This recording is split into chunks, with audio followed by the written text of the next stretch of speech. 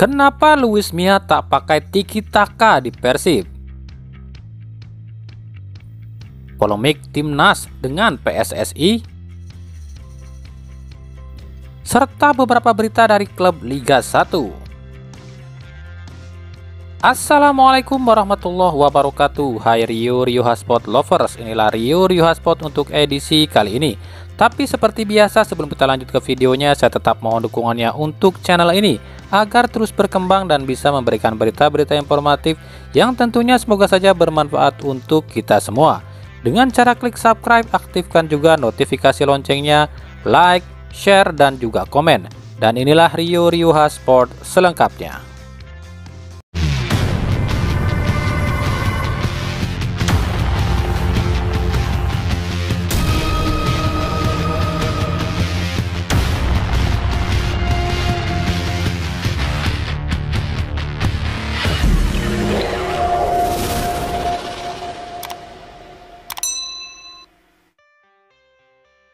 Satu bulan lebih Luis Mia melatih Persib, namun selama itu pula permainan Persib belum banyak berubah meskipun sudah mulai ada progres. Padahal para bobotoh tentu inginnya dengan datangnya Luis Mia ini ke Persib, gaya permainan Persib bisa berubah. Khususnya bobotoh ingin melihat Persib bermain menggunakan tiki taka yang menjadi ciri khas permainan Spanyol. Tapi kenyataannya hingga saat ini tiki taka belum diterapkan oleh Luis Mia di Persib. Lalu apa sebabnya? Dalam sebuah wawancara, Luis Mia akhirnya menjawab kenapa dirinya belum menerapkan gaya tiki taka di Persib. Menurut Luis Mia, gaya tiki taka adalah gaya yang sangat bagus dan enak untuk dilihat dan juga diperankan, tapi sulit untuk dilakukan. Dirinya mengaku terbentur waktu yang sangat singkat untuk bisa terapkan gaya ini di Persib. Mia mengatakan dirinya masuk ke Persib bukan di saat preseason atau sebelum kompetisi, tapi di tengah-tengah kompetisi. Jadi sulit untuk menerapkan gaya ini. Yang jadi fokus Luis Mia adalah saat ini yang terpenting Persib main lebih hidup dan agresif dulu. Karena melihat kompetisi yang begitu ketat akan sangat beresiko jika harus menerapkan gaya tiki taka tapi pemain itu sendiri tak memahami gaya ini. Jadi gini intinya ya, Luis Mia ini kan masuk ke Persib di tengah-tengah kompetisi dan di saat Persib terpuruk nih. Jadi fokus Luis Mia untuk sementara ini adalah bagaimana caranya Persib ini bisa terus menang dan lebih agresif. Nah, sementara tiki taka ini kan gaya permainan kolektif tapi santai dan cepat. Gaya ini butuh waktu lama untuk dipelajari oleh para pemain Persib. Jadi daripada Luis Mia maksain pakai gaya tiki taka tapi hasilnya jeblok, ya udah deh dia pakai gaya yang lain aja dulu. Yang penting Persib naik dulu deh. Gitu menurut Luis Mia. Tapi dari hasil wawancara ini kami bisa melihat ya, jika Luis Mia ini akan tetap menerapkan gaya tiki taka ini di Persib. Tapi mungkin gak sekarang, dan nampaknya Luis Mia pun butuh pemain-pemain yang sudah ngerti akan gaya tiki taka ini. Kalau sekarang kan jangankan pakai gaya tiki taka yang cepat dan responsif, digeber latihan cepat aja para pemain Persib udah ngos-ngosan. Tapi menurut kami ya, menurut persepsi kami ya, terserah persepsi kalian seperti apa. Pelatih cerdik ya kayak gini nih, dia tuh nggak maksain pakai gaya baku atau gaya pribadi dirinya sendiri di tim ya, tapi lebih mikirin gimana naikin performa tim ini dulu. Yang artinya si Luis Mia ini punya banyak taktik kan. Nah, kalau ditanya siapa sih pemain Indonesia yang paling sering pakai gaya tiki taka atau cara mainnya ini sedikit mirip dengan gaya tiki taka di Indonesia? Maaf ya, ini hanya persepsi kami saja, tapi menurut kami sejauh ini hanya Evan Dimas saja yang kalau main itu gayanya mirip gaya tiki taka, yakni umpan gerak, umpan buka ruang, dan passing cepat. Di Persib sendiri kami lihat belum banyak pemain yang bisa mainnya kayak gitu. Mungkin Klok dan Irianto sudah mulai bisa, tapi kan tiki taka ini nggak bisa dilakukan cuma sama satu pemain, tapi sama 10 pemain yang ada di lapangan. Jadi intinya kalau Luis Milla ini mau terapkan gaya tiki taka ini di Persib, ya harus sabar dan butuh waktu lama. Kalau instan ya nggak bisa, atau cara instannya mungkin cari pemain yang sudah terbiasa dengan gaya permainan ini, gitu kan beres. Dari Arema FC, nasib pelatih Arema FC Javier Roca akan ditentukan di pekan ke-11. Sialnya di pekan ke-11 ini Arema akan jumpa sang musuh utama atau musuh bebuyutan, yakni Persebaya Surabaya. Catatan Roja sejauh ini di Arema adalah 1 kali kalah dan 1 kali menang. Nah, laga inilah yang akan menentukan menang, imbang atau kalah. Jika kalah otomatis Roja akan keluar dari Arema. Namun jika menang atau imbang masih ada kemungkinan Roja akan dipertahankan. Di sisi lain ada satu hal yang tengah disoroti nih oleh Arema, yakni soal pemanggilan M. Rafli ke Timnas Indonesia untuk melakukan ajang FIFA Matchday lawan Curaçao. Hal ini terjadi lantaran performa M. Rafli yang tengah jadi sorotan di Arema. Para Aremania justru kecewa dengan performa M. Rafli yang dianggap semakin buruk. Tapi ternyata M. Rafli jadi satu-satunya pemain Arema yang dipanggil ke Timnas.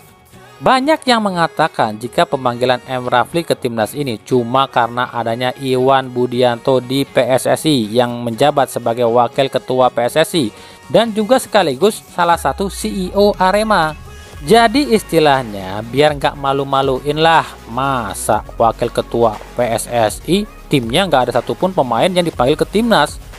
Padahal di Arema masih ada beberapa pemain yang menurut kami lebih layak masuk Timnas seperti Gian Zola, Evan Dimas, Rizky Dwi, dan lain-lain.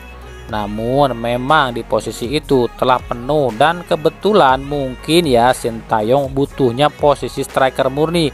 Dan memang di Indonesia agak sulit cari striker lokal murni. Ya jadi mau nggak mau STY panggil M. Rafli. Tapi apapun alasannya itu, kita berharap di Timnas Rafli akan tampil lebih baik lagi ketimbang di Arema.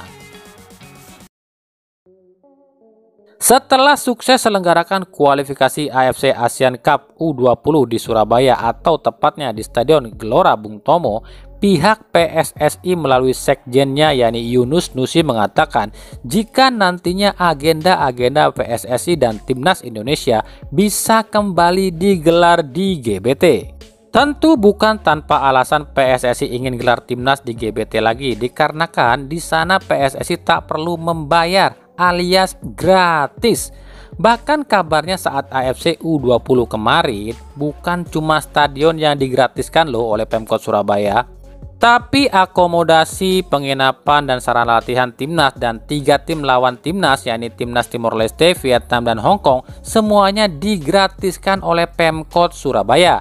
Jadi tak ada satupun tim yang keluar uang saat ajang kualifikasi AFC Cup U20 kemarin. Enak banget ya.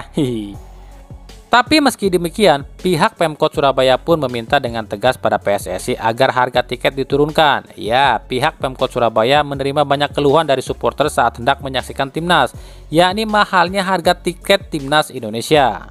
Kabarnya harga tiket termurah saja yakni Rp150.000. Ini 2 kali lipat dari harga normal tiket Persebaya di GBT.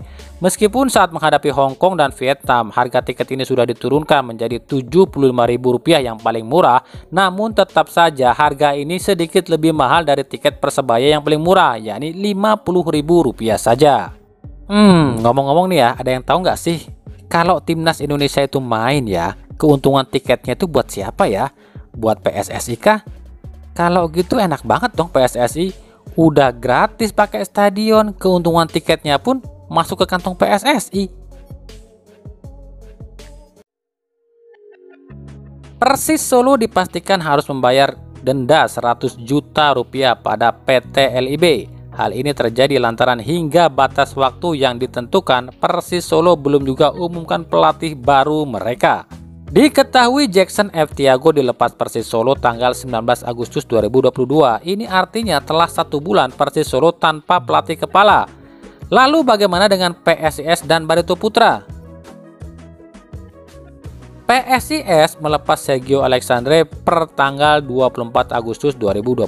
Ini artinya ada 4 hari lagi bagi PSIS untuk umumkan pelatih baru atau PSS pun harus menerima didenda 100 juta rupiah oleh PT LIB.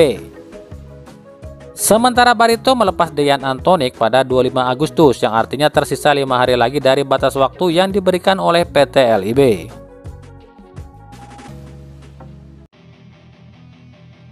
Dari PSS Sleman, jika di Persebaya para bonek meminta Bruno Moreira untuk kembali ke Persebaya di jendela transfer ini, hal ini pun tak jauh berbeda yang dilakukan oleh para supporter PSS Sleman, yakni BCS. Para BCS meminta agar ex punggawa PSS Sleman di musim 2019-2020 Guilherme Batata untuk kembali ke PSS. Hal ini tak lepas atas hasil buruk yang dicapai dua pemain asing PSS musim ini, yakni Djihad Ayoub dan Michel Sagas. Batata yang ikut mengomentari kekalahan PSS atas Persikabo langsung diserbu para BCS yang ingin meminta Batata kembali ke PSS Sleman. Guilherme Batata sempat jadi pemain idola di PSS Sleman di musim 2019-2020 bersama Brian Ferreira dan Yeven Bokaspili. Setelah hengkang dari PSS, Batata pun main di Persela Lamongan. Namun terdegradasinya Persela Lamongan membuat Batata menganggur hingga saat ini. Kita akan lihat apakah Guilherme Batata akan kembali ke PSS Sleman di jendela transfer ini. Pelatih Persija Jakarta Thomas Doll akhirnya membeberkan alasan Persija tolak kerjasama dengan tim asal Jerman Borussia Dortmund. Menurut Doll, bukan dirinya lah yang menolak kerjasama ini, tapi ini adalah keputusan manajemen Persija yang kabarnya sudah lebih dulu bekerja sama dengan klub asal Korea Selatan. Doll sendiri mengatakan akan lebih senang apabila Persija jumpa Dortmund, tapi karena ini sudah keputusan dari manajemen, Doll pun tak bisa apa-apa. Klub asal Korea Selatan sendiri yang kabarnya akan bekerja sama dengan Persija adalah Jeonbuk Hyundai Motors. Ya, tentu ada alasan tersendiri kenapa Persija bekerja sama dengan klub asal Korea Selatan ini. Tentu tujuannya adalah sponsor. Ya, sponsor utama Jeonbuk adalah Hyundai Motor. Yang ini artinya bisa saja Persija pun akan disponsori oleh Hyundai Motor nantinya.